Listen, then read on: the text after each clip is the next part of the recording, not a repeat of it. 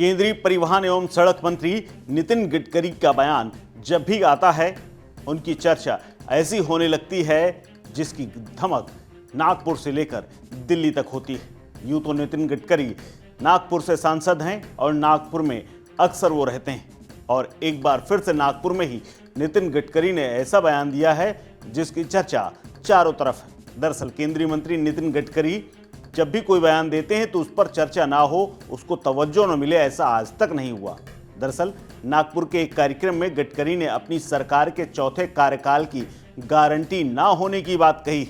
जी हाँ, सही सुना आपने, मोदी सरकार चौथी बार आएगी या नहीं इसकी कोई गारंटी नहीं है, ये बात नितिन गडकरी ने कही, जो कि चर्चा का विषय बन गई। दरअसल नितिन गडकरी अंबेडकर के नाम पर एक अवार्ड फंक्शन में पहुंचे हुए थे, जहां पर वो बोल रहे थे। इसी दौरान उन्होंने अपने कैबिनेट के सहयोगी रामदास अठावले, जिनकी पार्टी है आरपीआई, उस पर एक मजाक करते हुए उन्होंने कहा कि उनकी कई सरकारों में कैबिनेट मंत्री पद पर बने रहने की क्षमता बनी हुई है।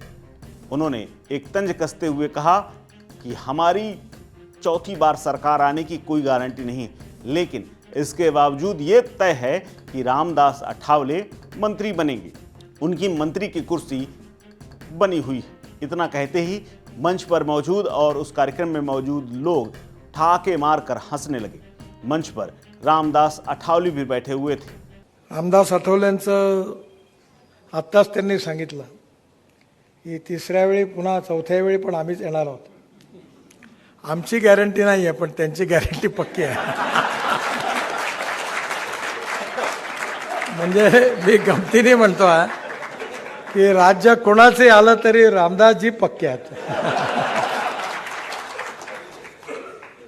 कारण त्यांनीच हे एकदा प्रकट भाषणात सांगितलं, आणि त्यांना हे जसं ते मौसमी शास्त्रज्ञ आहेत, तेव्हा लालू प्रसाद यादवनी एकदा असं म्हटलं होतं रामविलास पासवानला कि ये बहुत बड़ा राजनीतिक मौसम शास्त्रज्ञ है और क्या होने वाला इनको पता होता है, उसके अनुसार उनकी नीति अपनाते हैं।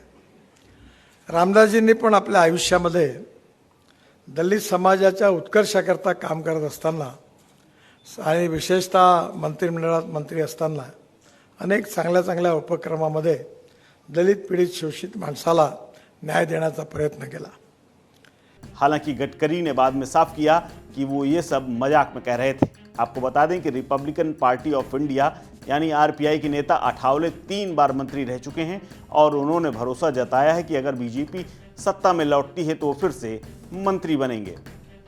आपको बता दें कि अठावले ने रविवार को महाराष्ट्र चुनाव को लेकर एक बड़ी मांग कर दी थी, जिस पर भी तंज माना जा रहा है। दरअसल सत्तारूढ़ महायुति सरकार ने उनकी पार्टी आरपीआई को आने वाले विधानसभा चुनावों में कम से कम 10 से 12 सीटें लड़ने का मौका देने की उन्होंने मांग की थी। इसी दौरान नागपुर में जब वो नितिन गडकरी के सामने एक कार्यक्रम को संबोधित कर रहे थे तो अठावले ने कहा कि आरपीआई अपने पार्टी चिन्ह पर चुनाव लड़ेगी और विदर्भ में 3 से 4 सीटें मांगेगी, जिसमें उत्तर नागपुर, उमरेड नागपुर, यवतमाल में और उमरखेड़ और वासिम में भी वो लड़ने के लिए तैयार है। अठावले की पार्टी महायुति गठबंधन का हिस्सा है, जिसमें बीजेपी मुख्यमंत्री एकनाथ शिंदे के नेतृत्व में शिवसेना और अजीत पवार की एनसीपी शामिल है। अठावले ने यह भी दावा किया है कि अजीत पवार के नेतृत्व वाली एनसीपी को महायुति सरकार में शामिल किए जाने के कारण आरपीआई को वादे के बावजूद राज्य में कोई मंत्री पद नहीं मिला। उन्होंने दावा किया है कि पार्टी को